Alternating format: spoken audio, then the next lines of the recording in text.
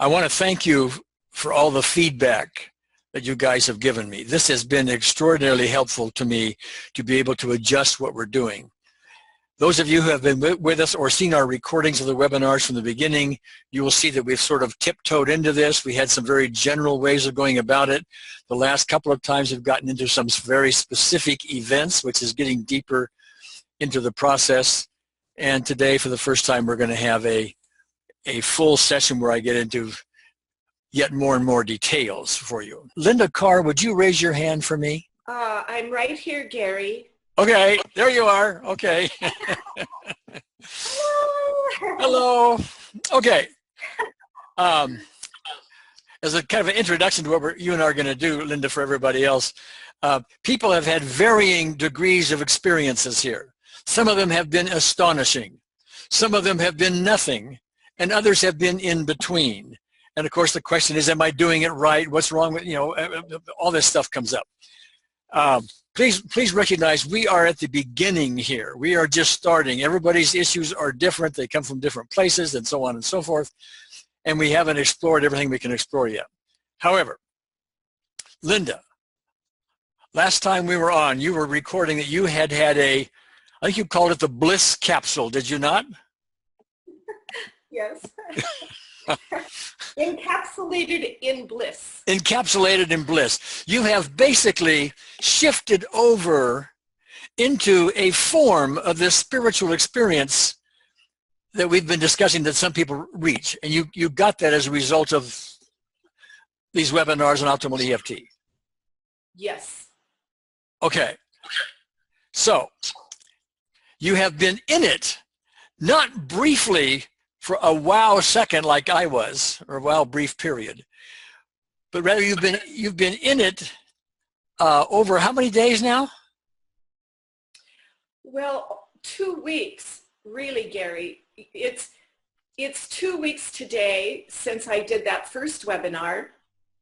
Okay. And so it's been 2 weeks, and in the last week, I'll drop out of it for 20 minutes or an hour, and then I come back up. But for 2 weeks, I've mostly lived in this very high, blissful, suspended state. Yes. And can you give some features of that? This is the kind of thing we're shooting for. This, by the way I'm hearing it, is not perfection in this. It's a big step along the way. The spiritual ladder goes very, very, very high. And you've gotten many rungs up it, at least for now. You also have the guard at the gate. I do. Pulling on you once in a while. So talk about that a little bit. Which part? The guard at the gate or the pieces and parts of the state?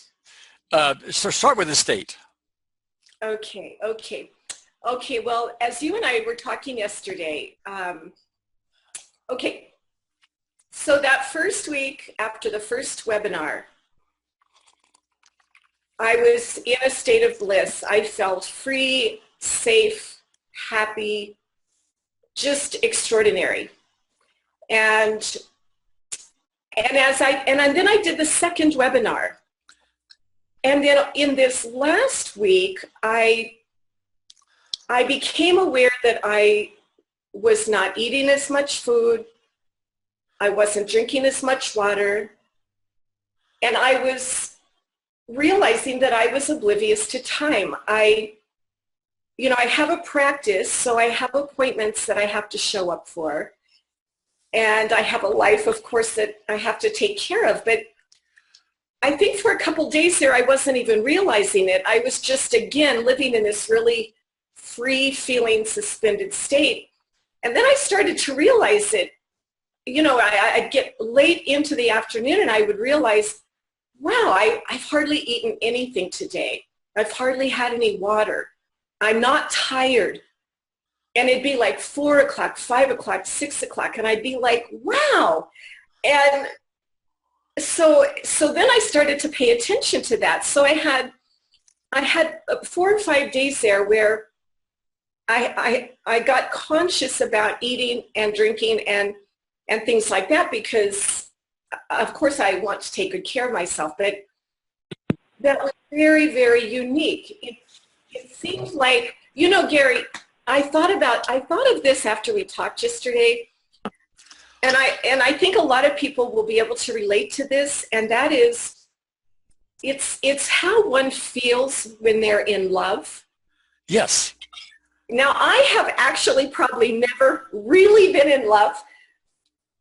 I think I've come to realize that, but you know, there have been times in my life when I thought I was in love, and most, well, a lot of us have been in love or thought we were in love, and it's kind of like that. It's like you don't need to eat, you know, you just don't need anything. You just feel so deeply content and complete and just excellent, and that's kind of how I've been feeling. Well, let me interject a second, and thank you. I'm sort of imagining people saying, "What? You're not eating, you're not drinking, you're going to wither away, you're going to die," or something like that. How irresponsible! I mean, that would be a logical conclusion for some people listening into this. But in that state, you're running under a different power. You're not running under your own power. You're running under a spiritual power. There's a different sort of engine in the system that's going on. Do I have that right? Yes, you do. Yeah, that's well said, because I mean, that's how it feels when you know, sometimes I'm just like going along and I'm just feeling so good, but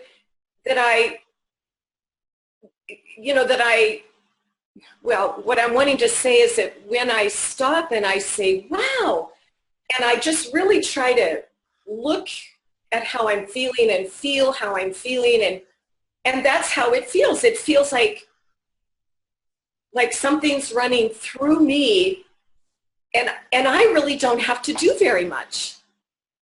Yeah. Like it's like everything is taken care of.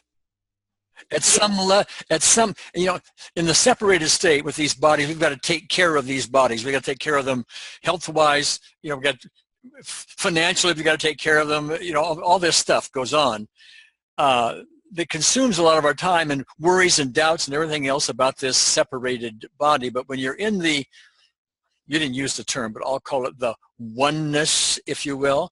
When you're in there, these things get taken care of. It's really a fascinating thing. Isabel Vagos was talking to me the other day, I think on one of our webinars, and she was talking about the same thing, as I recall it. Now, you and I talked yesterday.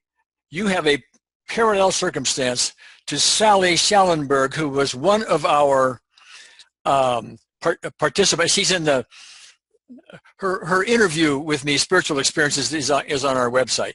And she talked about being in this state for 2 weeks and not needing food, water, da-da-da-da-da-da-da. And yours is parallel to hers, is it not? Yes. Okay. Yes. I listened to her a number of weeks ago, and yeah, I feel like I'm having that experience. Okay. Now, this is a question I asked you yesterday, and I want to explore this for the group. So, you get to a point where time and these things take a back seat. I'm focusing on time for the moment.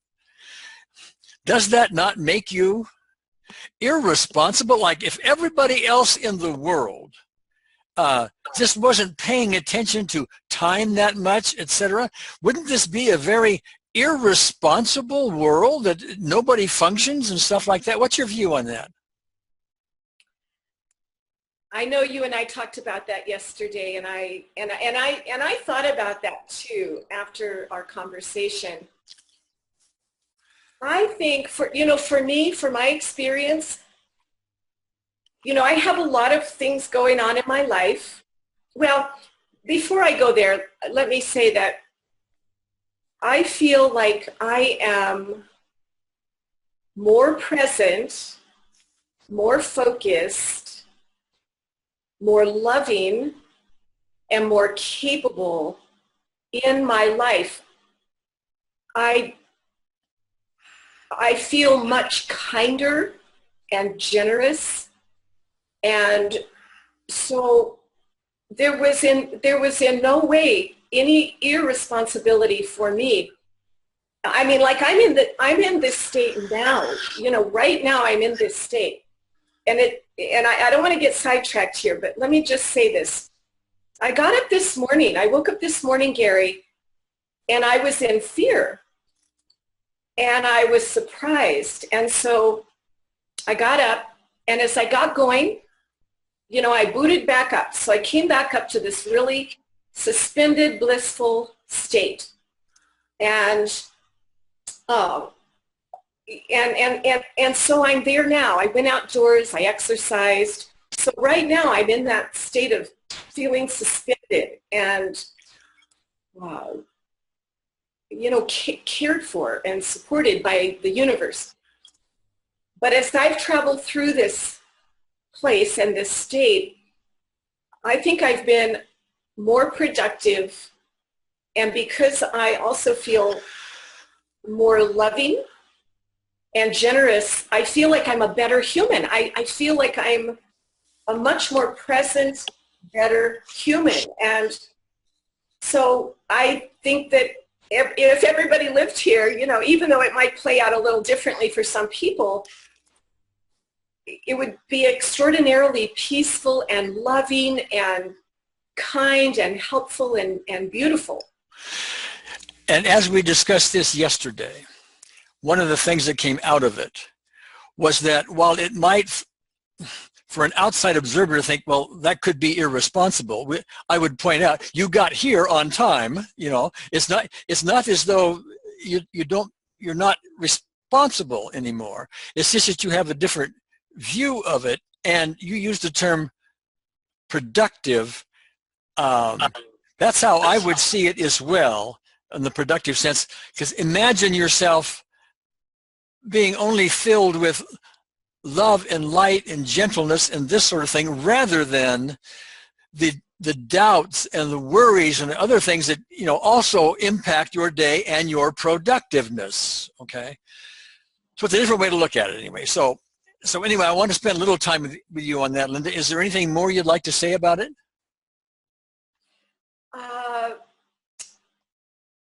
You know, what I would say is kind of as a continuation of what you just said, and you know this about me, that I've just come off a period of years that were filled with a lot of, well, you know, darkness. I mean, I had a lot of emotional pain in these last few years, and, you know, I had anger and I had self-hate and I just had a very difficult experience. And so you know this, that these last years I've been in this place. So if I were to compare these states and the productivity and presence of myself in my life,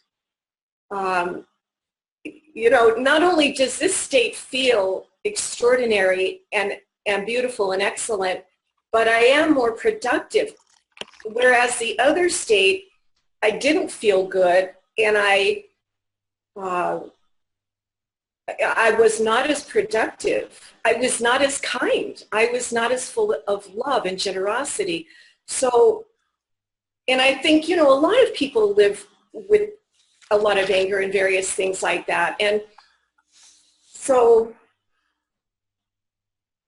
yeah, I would even say that I've been more productive. All right. In the last couple of weeks, yeah. All right, great. Okay, Linda, thank you so much. It's going to be very helpful to a lot of people. Let me unmute you at the moment, or mute you, I mean. Okay, I want to go on here. A couple of things I just want to mention to you. I got an interesting note from Judy Whitcraft, who I think is on the call today, but I'm not really going to call on her at the moment. But I put up her article on our blog, and you'll see it there. Just put in Whitcraft, W-H-I-T-C-R-A-F-T in the search engine, and you'll find it.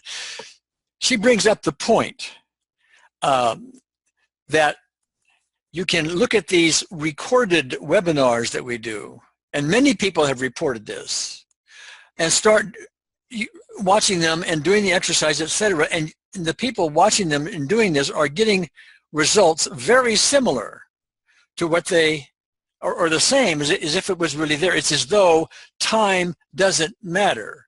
The fact that they were done previously doesn't matter, okay? And that I think we've already discussed some, okay? What Judy pointed out was perhaps a speculation, but it's her view. And I happen to line up with this. And that is those who are on this webinar now and get whatever benefits they get from it. When someone else comes in weeks later and watches the webinar and goes along with it, et cetera, and sends love, et cetera, they're sending love to everybody that's on it now. So all the more reason to be on the webinar now. Interesting point. No way to prove it or disprove it, but I point that out to you, okay? Also, I had some correspondence with Janet Dean from Ireland, and I also put Janet's, a couple of her articles on our blog, but one of them has to do with she's set up a group of 6 people in Ireland, and they do optimal EFT for each other.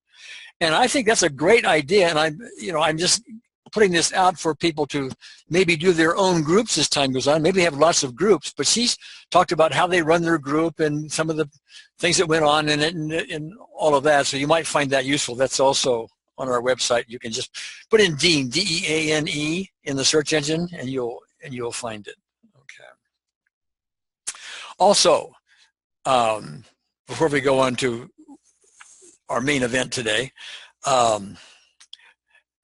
I've had a lot of feedback that tells me that the idea of radiating love, in the past where we have taken a loving moment and expanded it and so on, that's what we've done before, has been very helpful to many people. And I said before that I had a radiating love process already filmed in a workshop. And I've put that up on our website as well. You will find that on our regular menu where we have all of the different spiritual experiences, the introductions and the lessons, and the refinements. This is now one of the refinements, radiating love. If you go there, there's 3 sets of videos taking you very meticulously through this process. It uses tapping, because that's what I was doing at the time. You can also use the unseen therapist if you wish, but that whole idea is there, more expanded than what we've done here previously. You may want to go into that. It's called Radiating Love, so you'll find it there. Shelley, say hello. Hello. You got to say a few words or your video doesn't come up. Hello. There you are. If you could move your camera a little bit so your face is a little higher up on the screen, can you do that? Good. Video is great. You and I worked on this video a little bit earlier this week, and you look marvelous, my dear. Why, thank you. Okay, we owe Shelley a great bit of gratitude here for this, because she's willing to go into great depths on her own issues so that she can get help herself as a result of all this. And we'll do this in a manner where we do group work where hopefully everybody is going to get benefits as well. So, Shelley, thank you.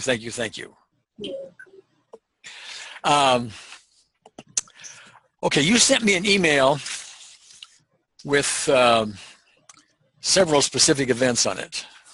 I'm trying to get it out in front of me. I want to make sure it's okay with you if I discuss the details of those specific events, correct? No problem. Okay. All right.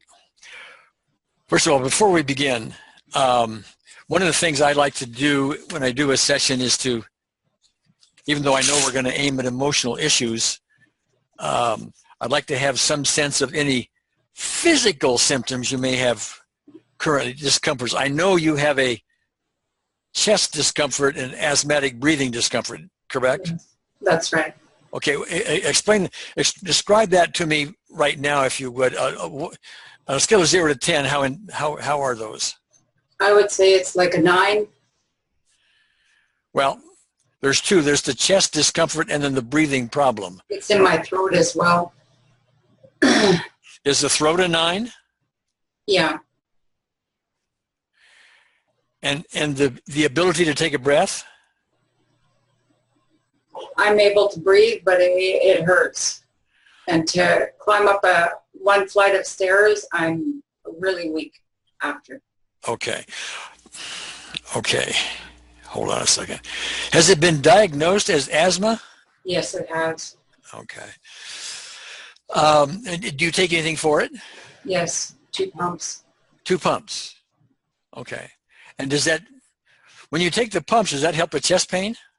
It's not helping lately for some reason. Okay. All right. And then are there any other physical discomforts like that? Headache, back pain, something like that? Anything I've else? been getting headaches. Do you have one currently? No. Do you have This any? morning. Okay. Do you have any other physical symptom currently, right now? Sore throat. A sore throat. And on a scale of 0 to 10, what number would you give that? 8. An 8. And how long have you had that one? About a week. About a week.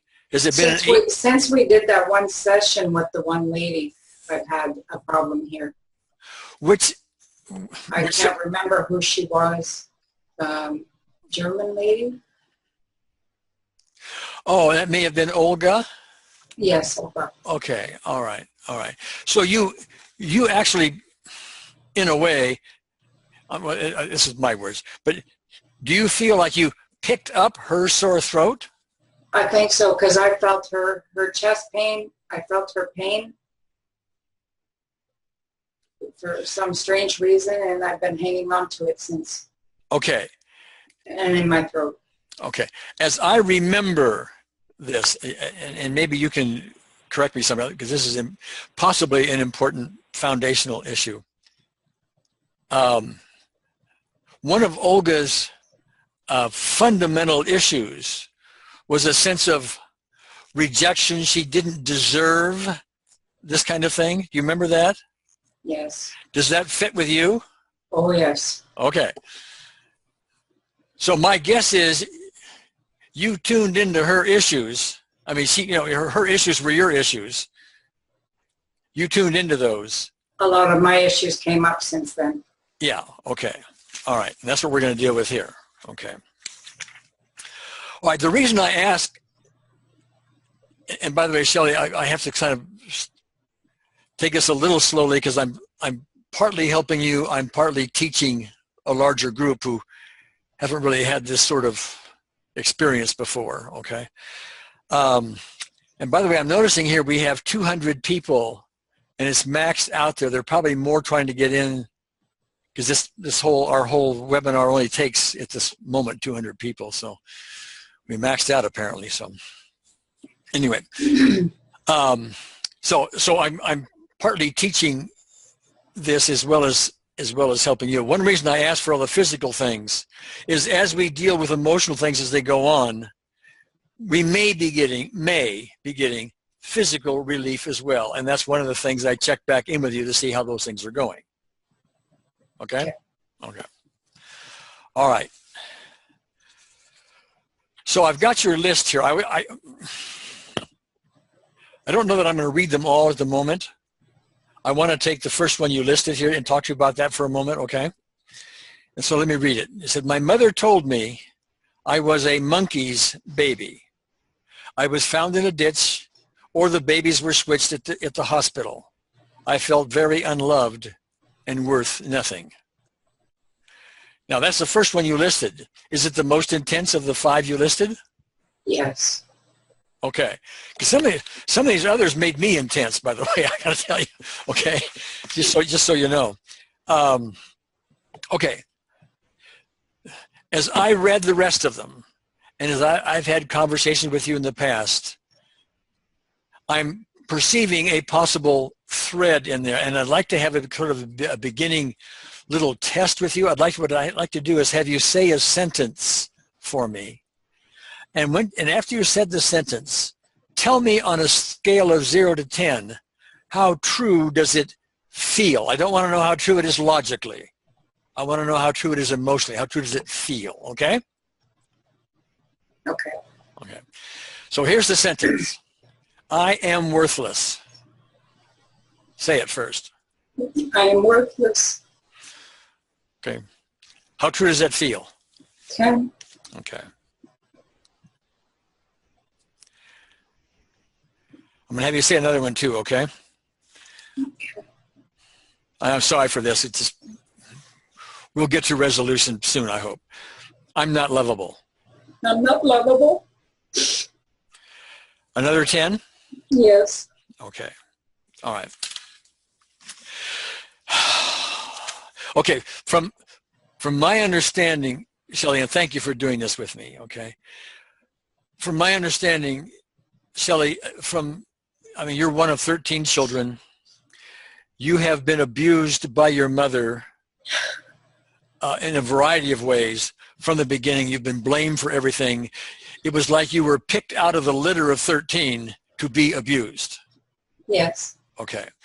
There is also currently the suspicion that the reason for that abuse is that your father the man who you believed to be your father was not really your father.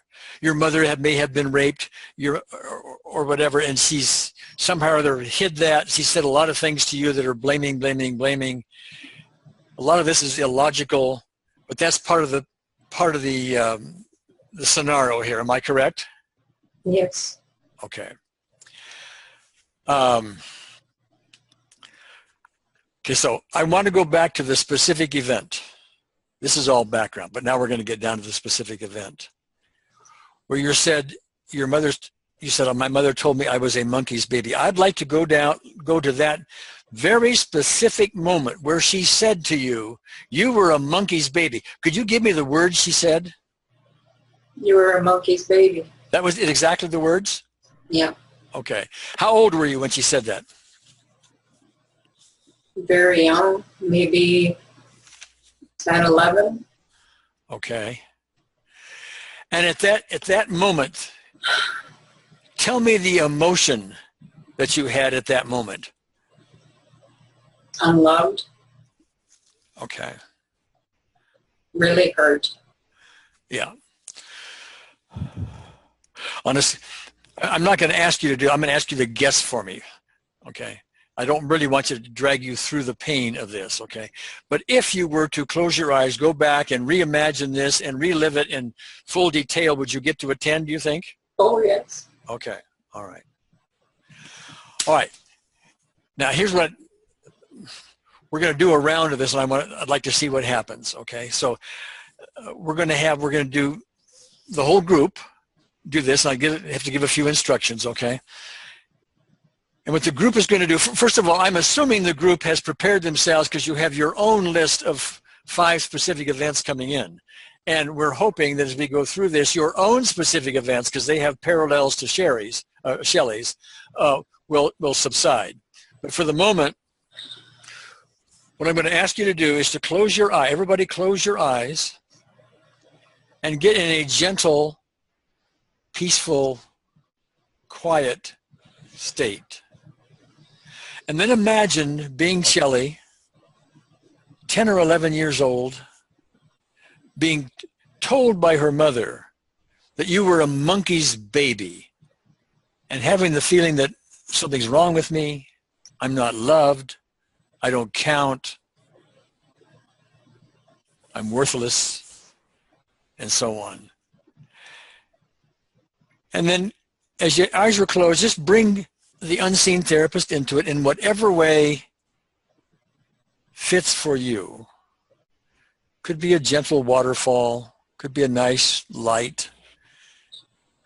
We're going to spend about 2 minutes here, and I'm going to time it, bringing in this gentleness, this unseen therapist, this love to help resolve the issue. See you in 2 minutes.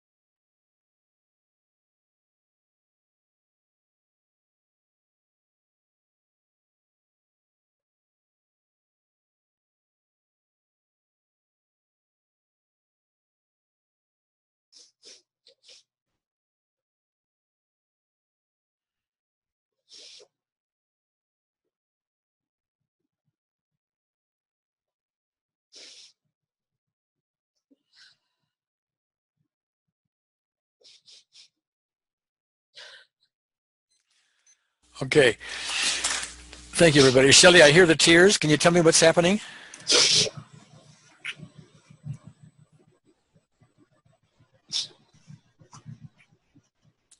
I don't know. Things are getting worse. Things are getting better. Can you tell? I don't know where those tears came from. I just kept saying, Lord, are you the only one that really loves me? And the tears just came. Okay, so let's back up a second. Your own loving experience that we've talked about in the past, the only one you could recall was a time when you were in a very low period and God answered you and you had this very gentle experience. I have that right? Yeah. Okay. Were you tuning into that while we were talking about the word you said was, God, where are you? Did you find him or not? I found him. Okay. Say this for me and tell me on a scale of 0 to 10 what number you get to. I am worthless. I am worthless. Is that a 10? No, a 6. Okay. You said it without the same kind of emotional reaction you had before. Okay. Okay. What I'm looking for, if you can give it to me, and it's okay if you can't, okay, is some sense of maybe something else came up during this that we didn't talk about, some other aspect, some other event, something that would show up. Did any of that occur? Yes, something came up. Okay, and what would that be? My husband. Okay, and that's a current issue you're having. Yes. Okay. And I'm somewhat aware of that, and because of the nature of that, I want to leave that aside for the moment. Okay. But what I'm hearing for our purposes here is that we did, this is my experience, we did enough with that one specific event so that another item came up and became more important and caused you tears. It's like one is up here, it falls, and another one becomes bigger. Does that seem right to you? Yes. Okay. Say this for me. I'm going to say this to you as though I was your mother, okay? And I want to have you tell me what number you get to on a scale of 0 to 10. Okay? You were a monkey's baby.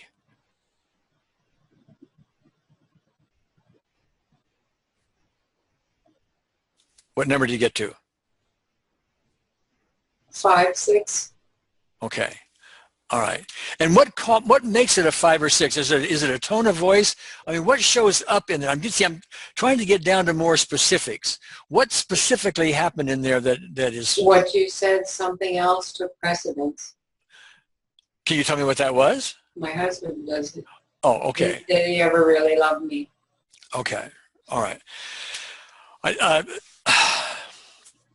Because there's a very private nature to all of that, what I'm trying to do is get down to the I'm not lovable issue, so that issues with your husband, to the extent we can take care of the I'm not lovable issue, then the issues with your husband, while they may be prevalent and important to you, are going to be less impactful because the I'm not lovable thing is not as big a deal in your system. Am I making sense? Not really. Okay. Thank you for your honesty. Part of what we're discovering here is that you don't feel loved. You're not lovable. You are worthless. Those are emotional things. Yes. That weigh down on you. To the extent that those are in your foundation, yes, then not feeling loved by your husband makes that even worse, because the foundation of I'm not lovable is there. And so his behavior is on top of that. I'm trying to take care of the foundational piece of it so that whatever the response is to your husband, it doesn't have to be as impactful. Yes, no? Okay. I don't think I was very convincing on that, was I? Yes. Okay. All right. All right. Okay. So we see, so I had you, I was talking about you are here, I'm going to do this again, but this time focus only on the statement I'm going to give you. If your husband shows up, I only want to know your response to this one issue, not whatever else comes up, okay? I'm going to say it again. You were a monkey's baby. Seems silly now. Okay. All right. So that's really important to understand now. I'm trying to set myself in the position of people watching in saying, well, gee, Gary, we have so often done this thing in a kind of a global way, and it's people's general kind of way, like even though I feel worthless type thing, and people have sort of gotten their results. Why aren't we doing that here? And the reason we're not doing that here is because for a lot of people, that's not good enough. Some people, yes, that will work for. In some circumstances, that works for. But to be really proficient at this, we're going to need to get down to specifics. We need to give unseen therapists, I should say it differently, we need to give the client as much specificity as we can, because that helps unseen therapists with their guard at the gate. Okay, now, okay. I want to go to another specific event, okay? My brother beat me one day in front of my mother because he was fed up with her abusing me. That really hurt because he was the only one I felt cared about me, okay? Now that also plugs into I'm not lovable, I am worthless, and this kind of thing, because here you are in an abusive situation, and even your brother, the only one you had affection for, beats up on you for these reasons. So you're left alone, right? Yes. Okay. I'm going to ask you again to guess for me. If you were to vividly imagine this in great detail, would you get to a 10 or some other number? Back then it was a 10. Well, then it was a 10. What I want to know is, what is it now? What would it be? I want you to guess for me, so I don't want to put you through the difficulty. Okay, now probably a 6. Probably a 6. If I'd asked you that a half an hour ago, would it have been a 6? Probably. Or would it have been a... He and I have been talking a lot, and I understand why he did it. Okay. He's made up for it over the years. He's shown me love over the years, and he visits me, and it's a long way for him to visit. Okay. What I want to get to, though, is this specific event in your past. I mean, you listed it down as something that would give you emotional intensity. You're currently calling that a 6. Okay. What about that makes it a 6? Can you feel his blows? Are you hearing his voice? Are you seeing his eyes? What? Yes, and I just can't imagine how he could have lost control like that and hurt me like that. Okay, and what is as you're going through that, being on the wrong end of that abuse, what is your emotion? Are you afraid? Are you angry? Are you guilty? What are you? Hurt. Hurt. Okay. To a 6 level. Yeah. Okay. Okay, well, I want to invite the group in again, and I'm going to ask you to do something a little different this time, okay? But for the group, if you guys would kindly now close your eyes. And how old were you, Shelley, at the time? I must have been 6, 7. Okay, imagine yourself at age 6 or 7, being Shelley, being brutally beaten by your brother. The only link you had to what you perceived as love at that time, feeling hurt, alone, she didn't use the word, but I'll use it, abandoned, and so on.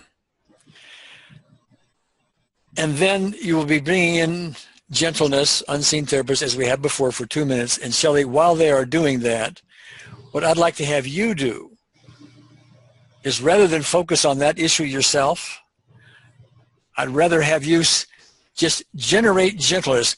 Bring in, as best you can, your experience with God on that one event, and that gentle thing, and share it. That's unseen therapist, but share it with everyone else in the group in a form of thank you, gratitude for your help. Okay? 2 minutes. See you guys in a bit.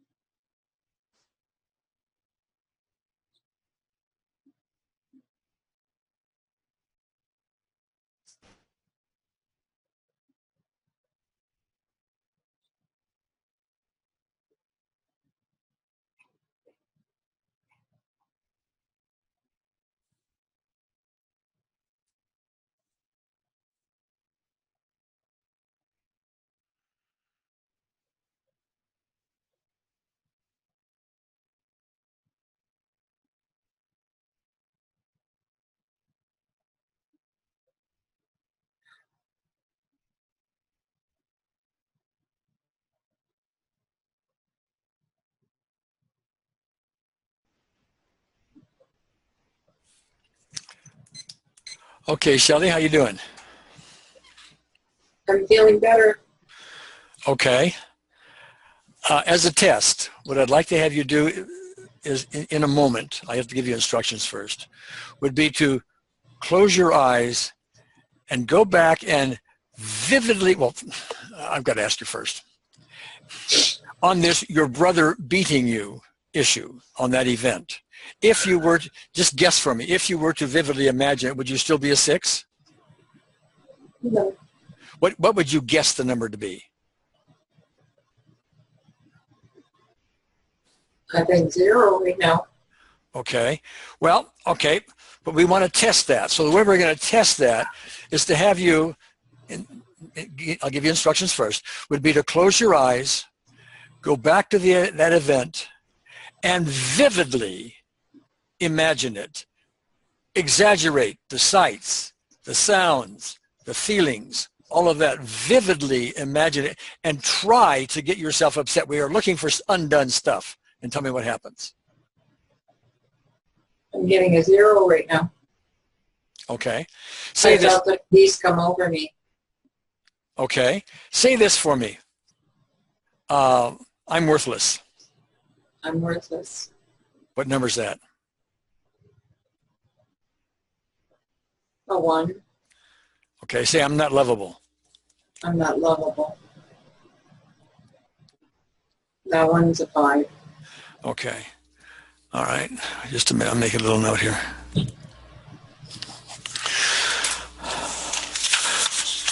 Okay. There are 3 more that are on this list. You know what they are. Which of those 3? Your dog, the rape, or the DNA issue? Which of those 3 would seems have the highest intensity for you? I guess my dog. Okay. Let me read it then, okay? My dog died because we put him in a fridge because he was disturbing us while trying to have a picnic. I remembered the next morning, ran excitedly to get him and found him dead. On top of the pain I already felt, I was called a dog killer.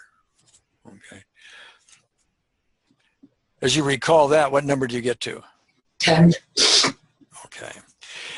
But what about it? What about it makes it a 10? Do you feel guilty? Do you feel sad? Do you feel angry? What about it makes it a 10? Guilty, and he loved me. And I killed that love. Okay. Was it you that put him in the refrigerator? The three of us together. Okay. And But how we old? had to get him out right away, but we forgot about him. Yeah. And how old were you? Oh, God, it must have been, I don't know, 5, 6 years old. Okay. I'm making a note here. Okay. Um, let me talk to you logically for a moment. I understand the emotion. I mean, the emotion gets to me and I wasn't even there, okay? But logically, you're 5 or 6 years old. You don't really understand the consequences that could have occurred at age 5 or 6. My guess is you wouldn't blame a 5 or 6 year old who did the same thing you did currently. Okay. So logically, it was an error and that's all. Yes. Logically. Okay. I understand the emotional sting on that, and that is the kind of thing that happens with great regularity with people that I deal with. The logical response to all these things is one level. The emotional response is another, and the emotional response becomes limiting, etc. So, what we want to do now is take care of this. Well, this was a source of your love. Get out. Hold on. Get out, Daniel. I'm the senator who's... All right. We want to zero in on the guilt of it. We want to zero in on the fact that this was a lost form of love. Yes. Okay. And those would be the two main issues. Anything else show up in there? The loss of love was the biggest. Okay. I really loved him. Okay. And he loved you, no doubt. Yeah. Yes. Yeah. Okay. So I didn't get much love back then, so losing him was a big deal. Yes. Okay. Before we do this next round, let me ask you, how did you enjoy or what was your experience with what you did last time? That is sending thank you, gratitude, love to everybody. Did that help, not help? Was it good, bad? That helped. Oh, it did. Okay. It did help. To the point you'd like to do it again? Sure. Okay. All right. So we're going to do the same thing this time, essentially. So let me ask everybody on the audience. Shelly, I'll be asking you to do the very same thing we just did the last time, okay? But everybody in the audience, if you would now close your eyes, imagine yourself being 5 or 6 years old and having made this error, opening the refrigerator door and finding this source of love gone, and you carrying on guilt around it, even though, I mean, it may be logical at the time, sort of, but it's a 5 or 6 years old mistake. But understand the feeling that you would have at that point, and that is still carrying over into adulthood now, so many decades later. Then bring your gentleness into it.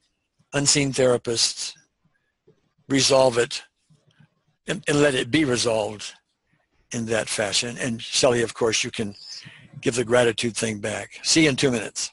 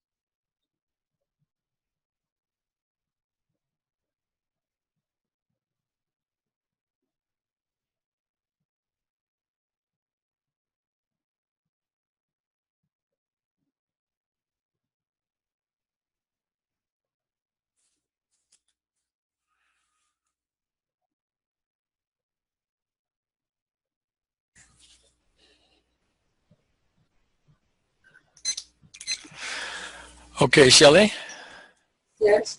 how you doing? The pain in my chest is gone, but I have a headache now. The pain in your chest is gone. Yes. Okay. Has it been gradually fading all this time, or did it just leave with this one? I just left with this one. Okay. You were a monkey's baby. I want to know your response to that. I feel like laughing. Okay. Well, that's a test. See, I really have to emphasize the importance in whether you're doing gold standard EFT or optimal EFT. You've got to constantly test these things because remnants are always around and new things come up and all that stuff. You always want to test that. Now, one thing I didn't do is an error on my part in this last thing having to do with your dog is I didn't ask you earlier.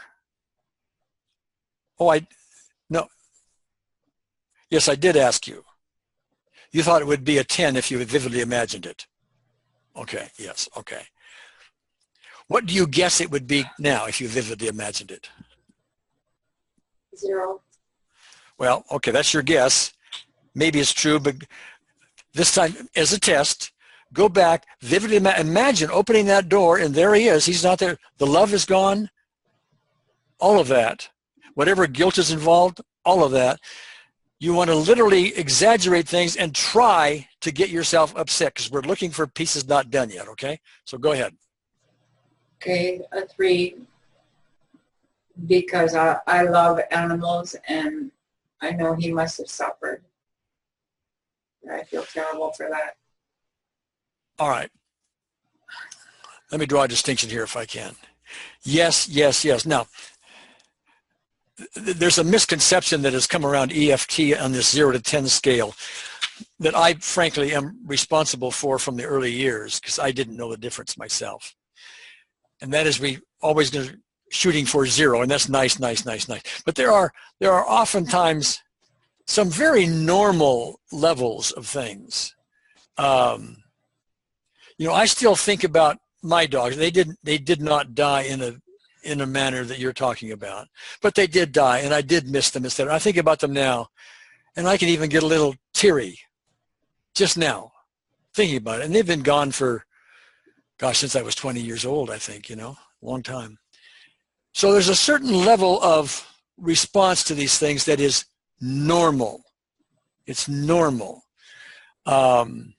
I don't necessarily think I need to go do a bunch of optimal EFT or any form of therapy on the fact that I get a little choked up about my dog from decades ago, okay? It's normal. So what I'm exploring with you here is whether or not this 3 that you're thinking of regarding your dog is normal, because you can see we're trying to get after the excess piece of this, okay, the unnecessary part of the response. So I want to know if you think that 3 is normal or if it's a little excess. I think it might be normal because I really love animals and it's hard to forget about how he must have suffered. Like the way I found him, he was stiff, he was all wet and cold. I found him like that. Okay, now my guess. My fault is gone. Fault is 0. Okay, my guess on that is if I were to ask you to say what you just said an hour ago before we did any of this about how you found him and that he was stiff and all that, that you wouldn't have even been able to say it. Would I be correct? Right. Okay. I cried last night when I typed it to you. Yeah. Okay. All right. Say this for me. I'm not lovable. I'm not lovable. Is that still a 5?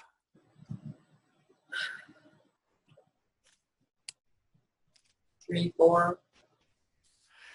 Okay, what about it makes it a 3 or 4? What does a memory come up, a thought, what? I'm just feeling stronger right now. Well, you're feeling stronger, but what I want to know is what's, yeah, and that's going from a 10 to a 3 or 4. Yes, improvement. Great. What I want to know is why the 3 or 4? What makes the 3 or 4? What is still left about the I'm not lovable bit? The issues with my husband. Okay. All right.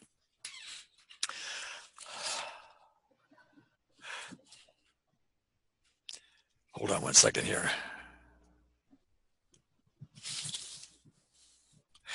How's your throat? My throat feels better, but now I have a bad headache. You now have a well, bad... I have pain in my upper throat, but the chest is gone. Well, okay, but the other day when you and I were talking, I tried to do EFT, optimal EFT on myself, did I not? Yes. For you. Yes. Hoping it would, and it didn't budge, did it? No. Not even remotely. No. Okay, and I think I tried it, was it 2 or 3 times, 2 or 3 rounds? I think it was twice. Yeah, okay.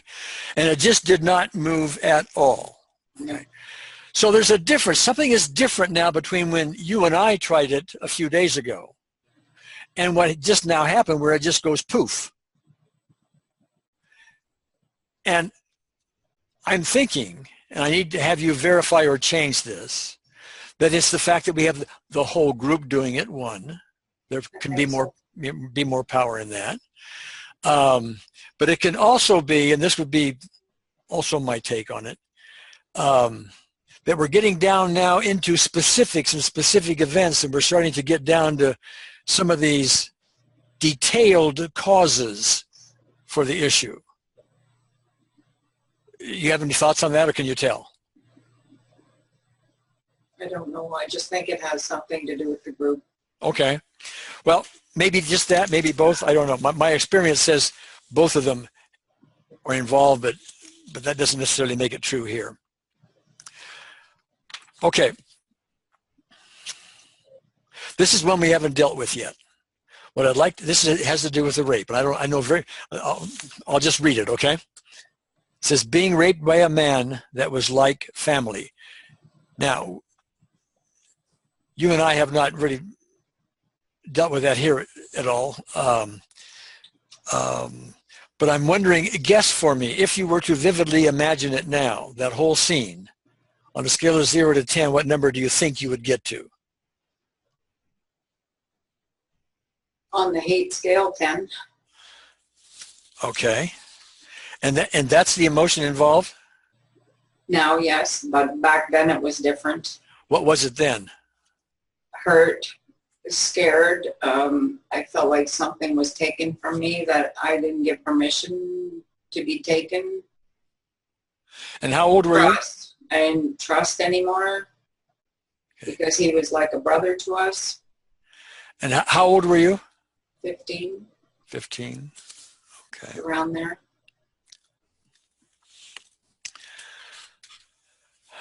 My intuition. I was a virgin. Okay. So at the time you were, this is my term, but I think it's a catch-all term, violated, is that the right term? Yes. Okay. Violated a trusted, broken trust, correct? Right. Okay. Those things, are they 0, or do you get worked up about them? I still get worked up about it. What number do you give them? 8, 9. Okay. All right. All right. There are a lot of details and a lot of specifics that we could get into in there. One thing I might be tempted to do if I was doing the tapping form of EFT, the gold standard form, before having optimal EFT, would be get down to some real specifics in there. I would get down to the initial penetration. I'd get down to how the breath smells. I'd get down to all kinds of little bitty details, feelings, etc., to clean this out. And it would take quite a bit of time to do that piece by piece by piece. I don't know how well we're going to do by addressing this. We're still being specific, but not as specific as we possibly could be with this round we're going to do.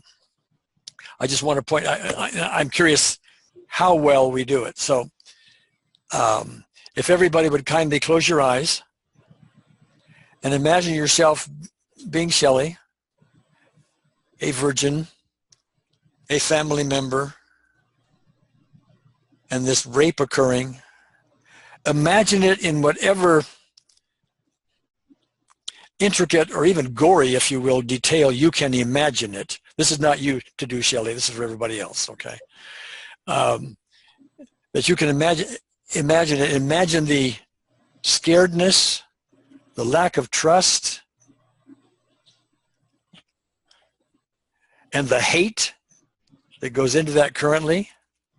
Imagine all of that, recognizing that it's currently a limit in our life, Shelley's life, as it happened so long ago. And then bring resolution to it, unseen therapist, gentleness, love, light. And Shelley, do the gratitude thing if you would, like before, okay? See you in 2 minutes.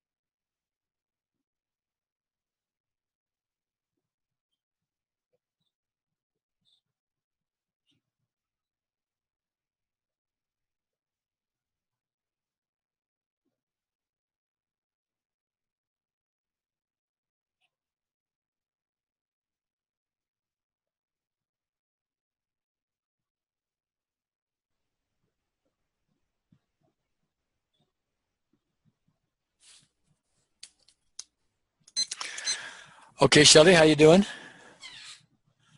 I'm okay.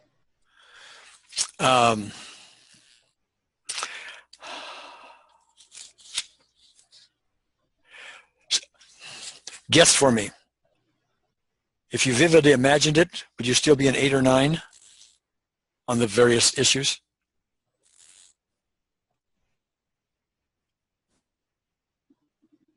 Five. Okay. What about your current hate about it? Still a 10? No, a new thought came in my mind that that's how it is up there where I'm from. I was just another victim. So does the 10 go to the 10 hate go to a 0 or some other number? I'm not sure. I don't feel hate right now. Okay. I guess I'll have to see the news again about it. When I see another bad story, I'll feel then. But right now I'm feeling okay. Okay. And that would be another test, by the way. That's why we're always testing. But what you just said was I was yet another victim. That is in EFT terms, a cognitive shift. That's kind of a psycho-speak for me. It's a belief change is what it is. And it happened under the surface. That's the kind of thing that conventional therapy often takes weeks, months, sometimes even years to get somebody to realize that they were just a victim. And to have that occur rather than I hate this thing that happened. There's a big difference between the two. Does that seem, I mean, is that realistic for you? Yes. Okay. All right. How does it feel being worthless? Pretty worthless. Well, I just tried to test you. Okay. I want to know when I said the worthless part of that sentence. Did that trigger you like, oh my God, I really am worthless? Or No. No. okay. Say I'm not lovable. I'm not lovable. That's still a, what was that, a 3 or 4? I feel lovable right now. Okay. All right. All right. Great. And how about the throat? Throat is still a little sore. Give me a number for it. 4. Okay. And what about the headache? I still have the headache. What number is that? 6, 7 Oh, okay. And where is it? in the front of my head and my eyes. Is it like a throb or a sharp pain or dull ache or what? Ache. An ache. All right. Well, we're doing something a little different here. Oftentimes the physical symptom is related to an emotional issue. And so sometimes when we can deal with the physical symptom itself, we can get result on it and perhaps do something with the emotional issue underlying it. So one more round here with you, Shelley. We're going to have everybody close their eyes. Imagine yourself with this headache, an ache in the front of your head behind your eyes. It's a 6 or a 7. And just bring in unseen therapists and gentleness and love and light and resolve it, and I'll see you in 2 minutes.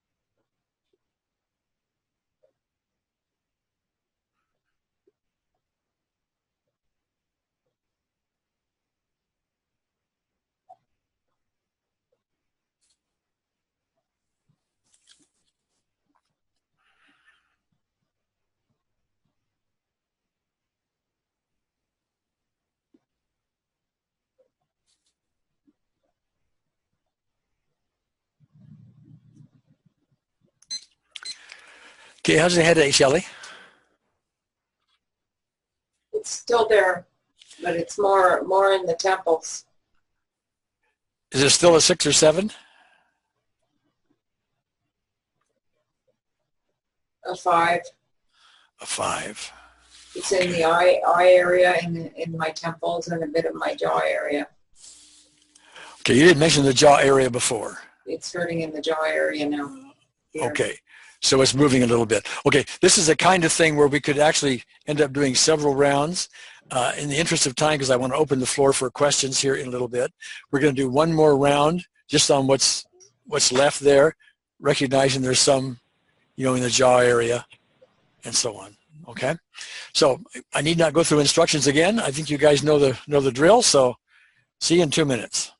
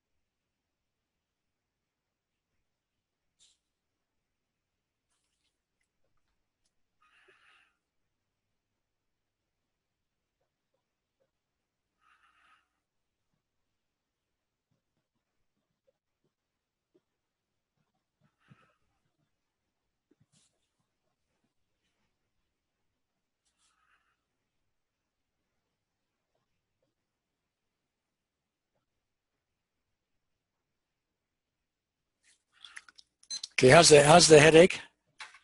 It's come back. It's come back. Still a 6 or 7? Have it come back 6 or 7? Yeah, and I have pain in my neck now. Okay. As well. All right. Okay, well, that's going to be topic for another time, I think. Because I do have to open the floor for questions and so we can get more into this. But Sally, I really thank you. And I want to close your eyes now and imagine this incident with your brother beating you.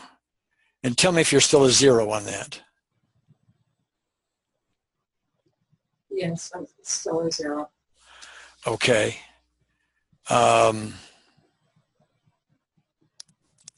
Say, I'm not lovable. I'm not lovable. What number? It's a 0. Okay. I'm worthless. I'm worthless. Say, It's a 0. I'm worthless and I'm lower than dog poop. I'm worthless and I'm lower than dog poop. I gather that doesn't have too much sting to you? No. Okay. By the way, so just so everybody knows, like I got this little prop that I want to show you, and it's worth getting one of these on your own. It's one of these little clown noses, so it makes you a red nose or something like that. and you can, I mean, even I know it looks funny, it makes people laugh, etc. But if you're a therapist, you can use it with your clients sometimes so you don't take things quite so seriously. And when you put it on, it makes you giggle as well. So, I mean, you can buy these on Amazon. I bought 12 of them for, I don't know, $10 or something like that. So just put in red nose, and we'll get there to you. Okay, Shelley, anything more you want to say, ask, or anything else before I open the floor for others? No, it's okay. Well, how you doing overall? I'm feeling pretty good. And the chest still? The chest is fine. Okay. Now, the real test here is going to be how life unfolds from you, after this session, tomorrow morning, this coming week, and so on, whether or not you get triggered on these things, and if so, you need to take little notes and just let me know, would you? I do have one more thing to say. Okay. I have to drive long distance today. I was really stressed about it. It's a new car my husband has, and he's not used to how it operates yet. So I was feeling very anxious about that. That's lifted. Oh, that's lifted. No, okay. We'll see how the ride goes. Yeah, the real test is when you get in the ride. Yeah, of course. Always test. But that anxiety has lifted. Okay, great. All right. So I am going to mute you, Shelley, and with my gratitude. Thank you. Okay. Well, here's Olga. I've got Olga. There you are. Go ahead, Olga. Hi. Hi. How are you? Good. Well, I kind of, I got scared, I guess, just after this exercise with Sally, and when she said that she kind of picked up my throat and chest pain from last webinar we did. I was experiencing the same thing when we're doing going over her events, that I was picking up on her pain, and that really scared me because I just felt like I'm picking up her issues and she picked up mine, and it's a little scary. Well, you guys have parallel issues. Mm-hmm. And that would be one reason for it. But, that's this empathic thing of picking up somebody else's issues is something we've discussed before on here. And we need to develop ways so you can do all of this in a way where you don't pick it up. And we don't have all those answers yet. We have a few things on our website you might want to look at, but that's as far as we're going for now. But if you can find a way where you can do that without picking it up, I'd love to hear about it. Well, what I did this time, and it kind of came naturally because some, the events that Sally had in her past, I experienced them myself. So I couldn't imagine her, like especially when her Nobody beat me up. Like, I don't have an older brother, but I still experienced some level of, physical abuse. So I pictured that event, and unfortunately I couldn't imagine Sally back then. So I think that would be for me to deal with similar events, but with my personal events. And since we're still kind of targeting the same issue, I would say. Well, yeah, and that's one of the feedbacks I got from other people, and that is as they were doing this kind of exercise for someone else on the webinar, they were tuning into their own specific issues started to show up. In fact, some of them that showed up were ones that they had buried and hadn't even remembered they were there, and so that's in a way a very positive thing. So if that's what helps you, great. Theoretically, I think you're still doing a very similar thing, because since your issues and Shelley's issues are the same at the core spiritual level, I think you're still getting this job done. I believe so. Yeah, I feel much better. Okay. All Yes. right. Great. All right. Thanks, Olga. You're welcome. Hi, Jan. Can you hear me? I can. Hi.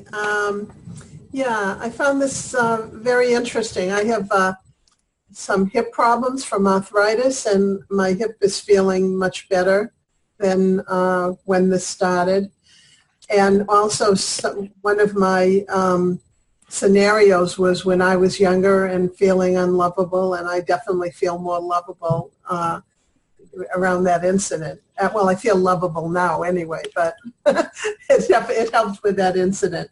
But I do have a question, which is I'm still having trouble, I guess, reconciling this feeling of wanting to be one and understanding that and still living in the real world at the same time.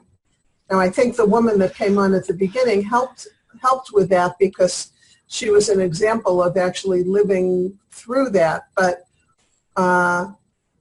when you're not at that stage yet, and, if you want to achieve that, well, I guess maybe this is the guardian at the gate coming up saying, how do I, if this is really all if this is really all a dream, why are we going through it? Are we going through it to learn something, to get there?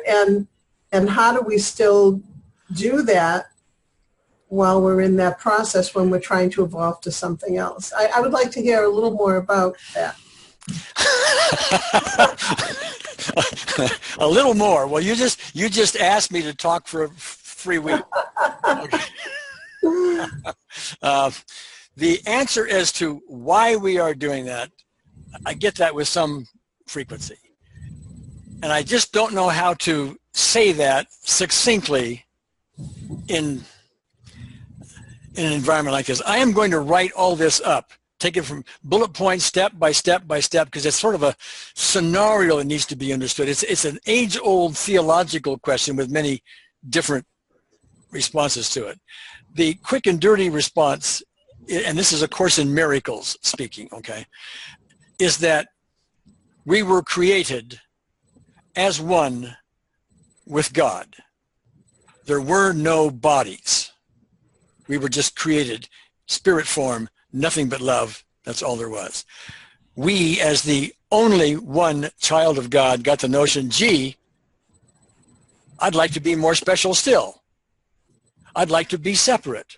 And with our free will, bingo, we did it. And with it came all these problems. Now, there's a lot more to it than that. There are a lot of theological people who will disagree with it because they have their own views, et cetera, et cetera. So I'm just telling you an encapsulated version of what the Course in Miracles says. Okay. But there was something more to your question, was there not?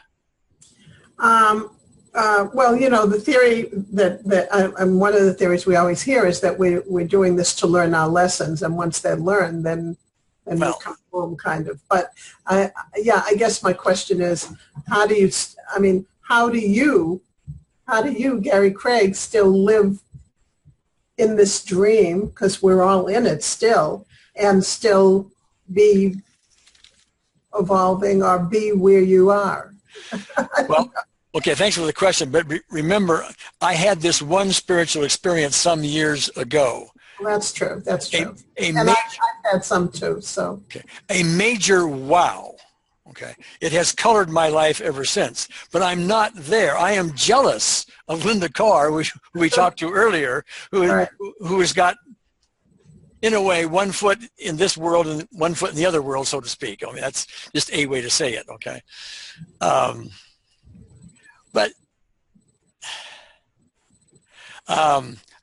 So I'm not really tussling with the problem, but I can tell you for sure I would love to get to that oneness state. Now, what we're trying to do with optimal EFT is climb that spiritual ladder and do it with the EFT structure and unseen therapists and this kind of thing.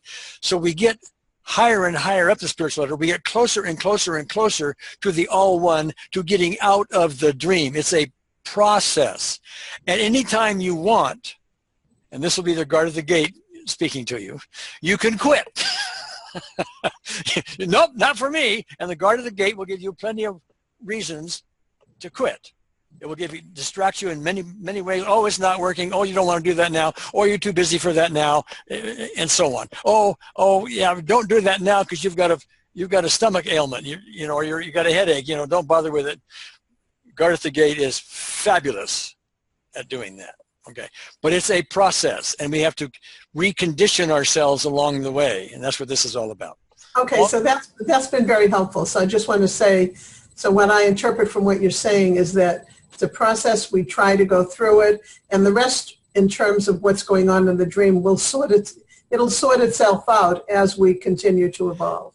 This is what good point. This is what I find myself doing, is as the irritations of the world come upon me, I am more and more just going, yeah, I'll get irritated to begin, but then I'll go, because I put it in a different perspective. Mm-hmm. Okay. Thank you. And that's sort of an involvement. Okay, you betcha, Jan. Melanie, I'm here. Germany.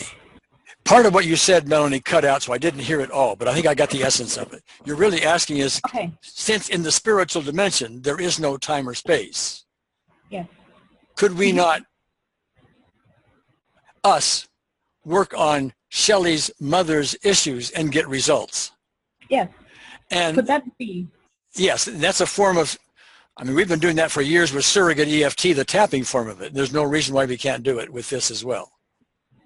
But since her mother, I guess, is passed over? No, she didn't say that, but her mother is living, but she's in a in a home and in difficult health. So what would your guess be? Would it help her mother now, or would it help Shelley? What effect could it have?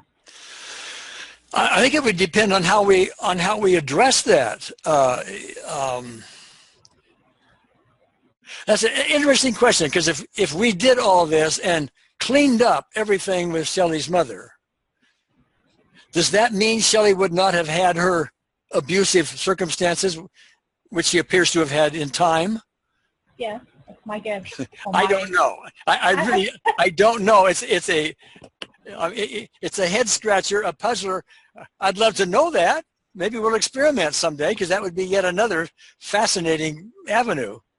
Well, I experienced some last week, since I used optimal EFT, and there was no one around who had issues. So I thought, well, how to resolve my mother's childhood issues, which she told me about. Some were emotional pain caused by her father, stuff like that. And I had positive results with my physical pain at that time. Well, that was my positive echo, so to speak, from that. Uh-huh. Yeah, I would like to have your agree on that. So. I'm not sure I have. I'm not sure I have a response. It's new to me. It's new to me. I really don't have something I can respond to with it. Okay, so maybe we can just postpone it and discuss it in the future. We'll see what shows up. Yeah.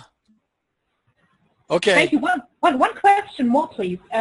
You asked Shelley in the beginning of the session if she was diagnosed with asthma. Yes. does it help in any form of optimal EFT if we know the origin of the pain? So let's say someone has a back pain. Does it help if we know the origin, if it's a bone or the kidney or whatever it is? Does it help? Well, I'm going to answer that. It's a good question, and thank you, because it lets me talk a little bit on something. There's sort of a yes and no answer to that. The unseen therapist doesn't need our advice. It knows at a level that we can't begin to comprehend what's really going on, what really needs to be done. Okay. But I get down to specific events, and I ask questions like, are you diagnosed, and et cetera, because I want to get down to specifics, because I find that getting to specifics helps the individual get in touch with what we're doing. It helps the individual see what's going on a little better.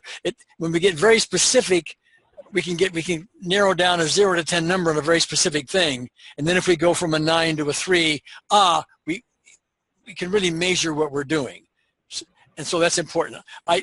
For some reason, I also find it for some people essential in doing this work, for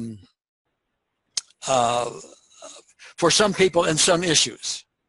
And I have yet to discover who, what, or why falls into what category there.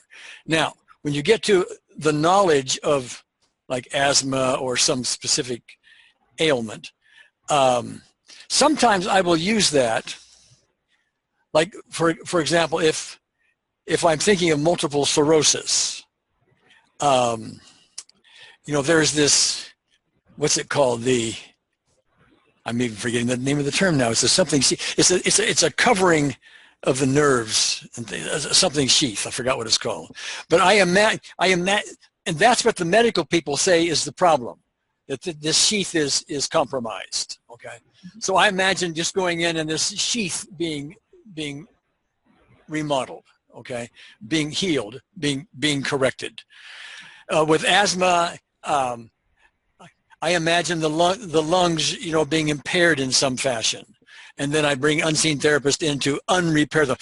Maybe I coat them with something, a color of red, or I coat them with something ugly looking, and I bring an unseen therapist and it dissolves it. Okay, so I use it in that fashion. And I'm not sure whether that helps me, the client, unseen therapist, or whatever. But I do that, and by doing that, I'm finding I get results where sometimes I don't, and if I don't do that.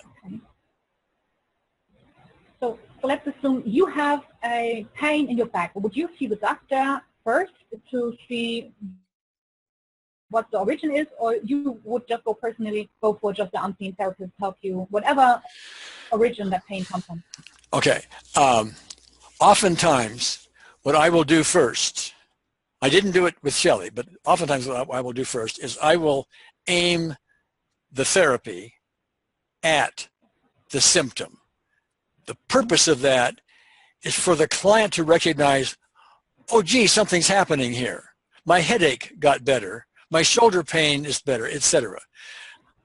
I'm not fooled into thinking that I'm really addressing the origin of it, the cause of it, the emotional contributor. I'm not fooled into that. But the client then starts to warm up to it better. They get more belief in what we're doing. They cooperate more, etc. And then when we move into the true causes of it, which are typically specific events and emotions and this kind of thing, then I've sort of set the table, if you will, and can do it more easily. That answer you? Thank you so much. Okay. Thank you so much. All right, you got it. All right, let me get back up here now a second. Erwin. Hello. By the way, Erwin, before we start, Yeah. I want to alert everybody, Erwin also wrote an article for our website here recently having to do with A Course in Miracles. And I think if you just put in Erwin into our search engine, you'll find it.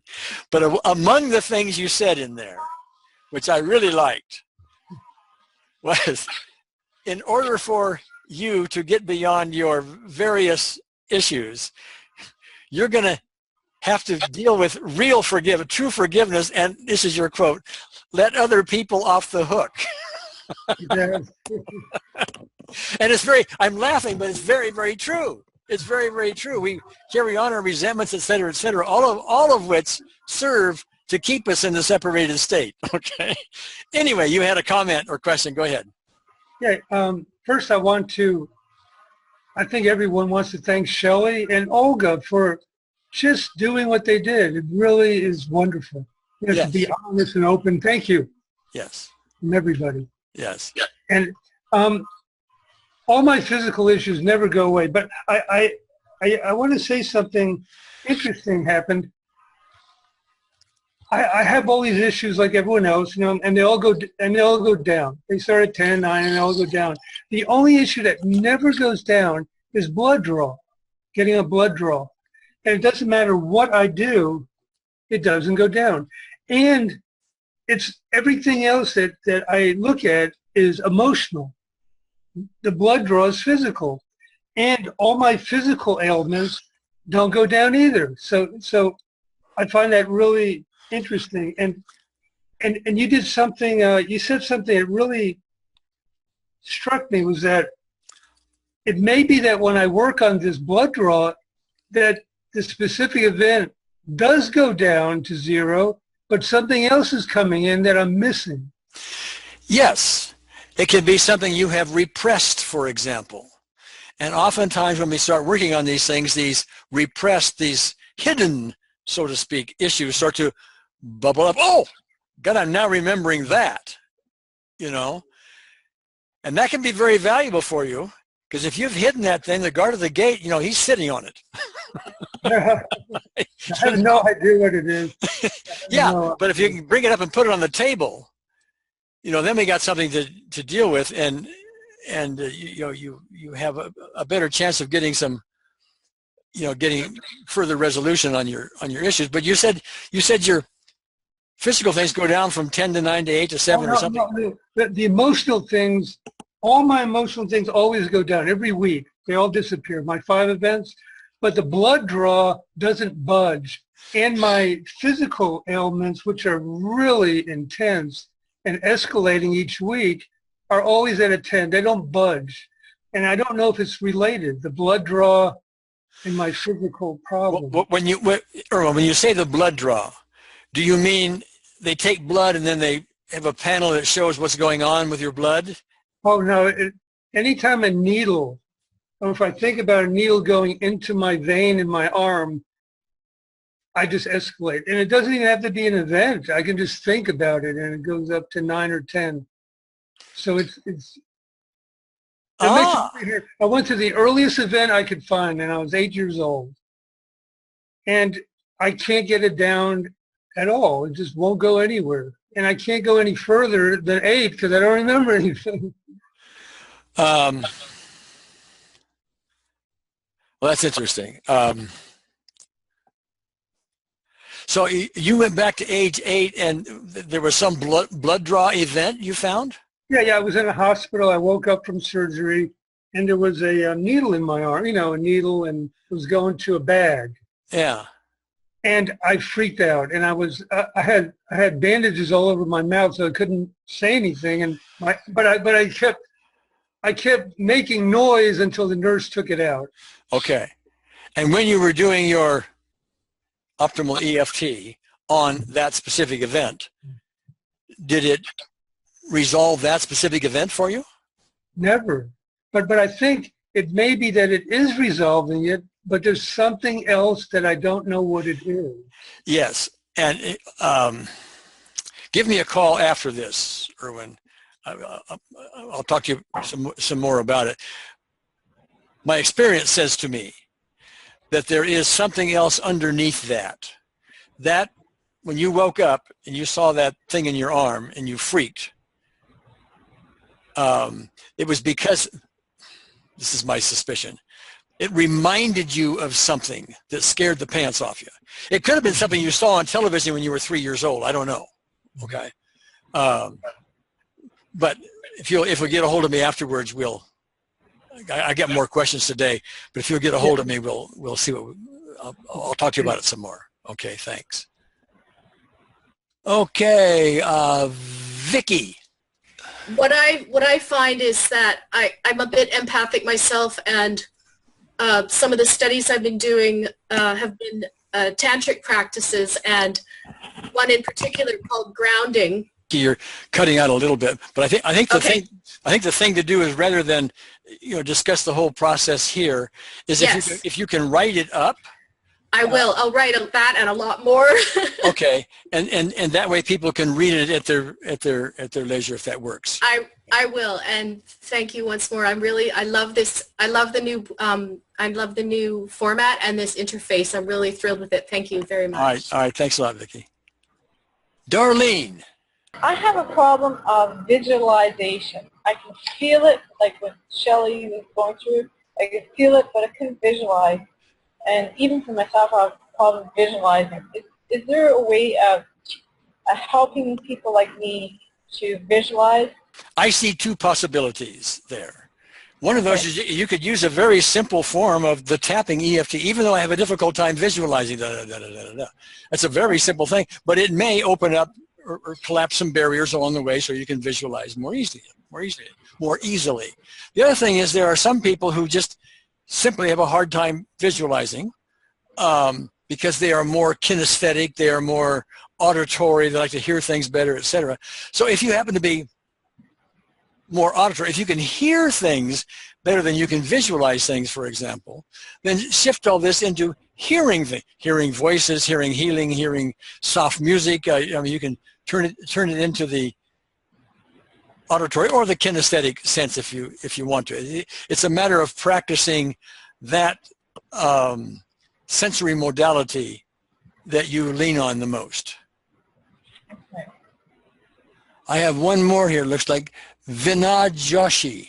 Question was, is there a particular reason why you don't see any testimonials on kidney failure on my various websites and so on as time has gone on? Okay. Yeah. I don't think it's because there's something unique about the kidneys that is exempt from what we're trying to do here. It's to go back to our past tapping forms. In my view, there's only 3 or 4% of the entire EFT community that has really studied this process well enough to really get down into the specifics and really do this superbly. The vast majority of people use these little tapping scripts, these pre-designed little wordings, and they go to summits and they think they're learning stuff and all of that, but it's really the shallow end of the pool. So I don't think people with high skills in this are spending the time with the very serious diseases like kidney, et cetera, et cetera, et cetera. And that's why you don't see it. Now, with optimal EFT, I am seeing areas where we're able to get to these issues faster and quicker than we can with the tapping process in some cases. Okay? We're still new at it, but in some cases, yes, and it is becoming astonishing in some cases.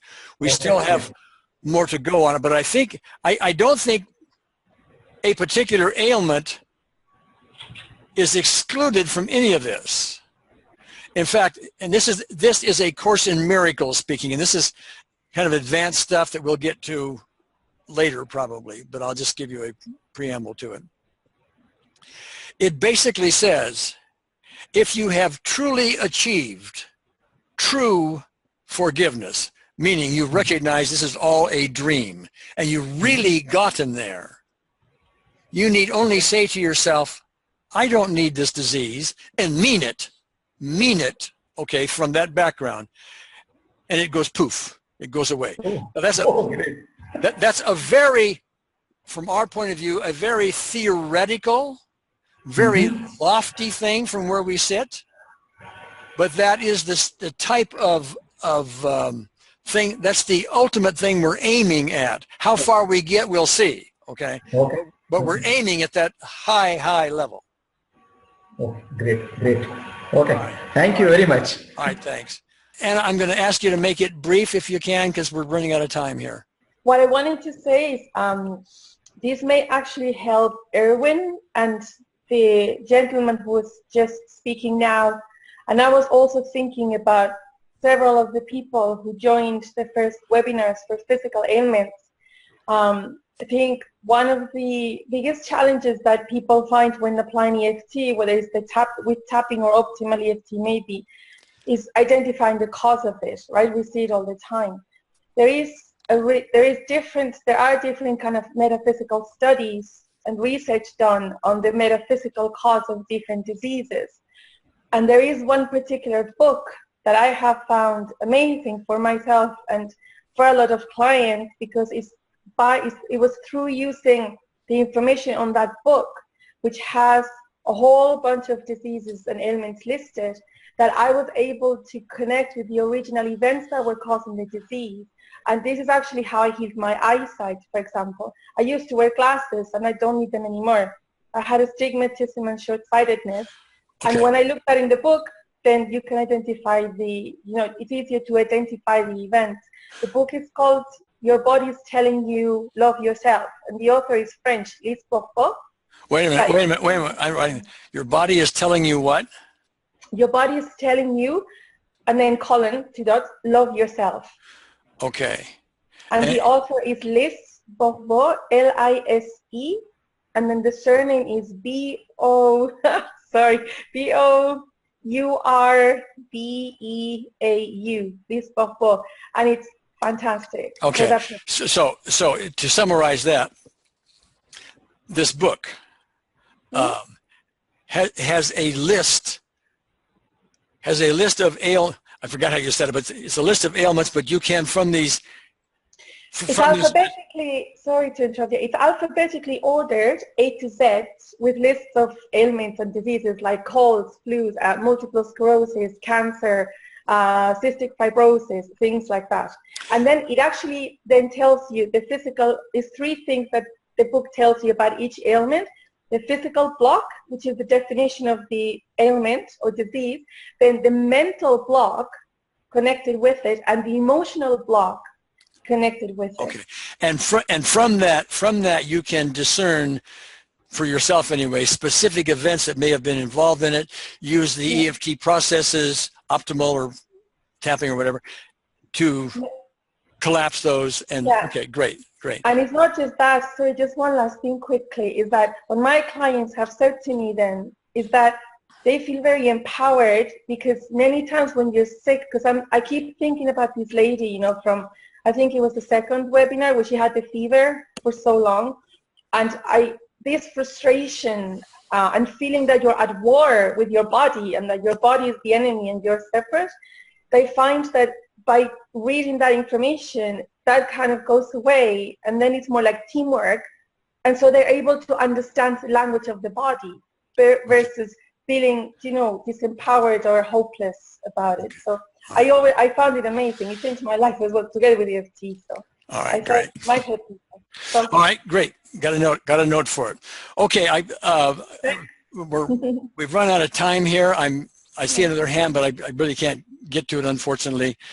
We have to close it out. So what I'd like to do here, this was suggested by somebody from feedback, is I'd like to have everybody close your eyes just in case somebody has picked up something along the way that is bothersome to them. Let's just send love to one another, unseen therapists to one another for 2 minutes to clean anything up that may be there. You guys know how to do it? Go.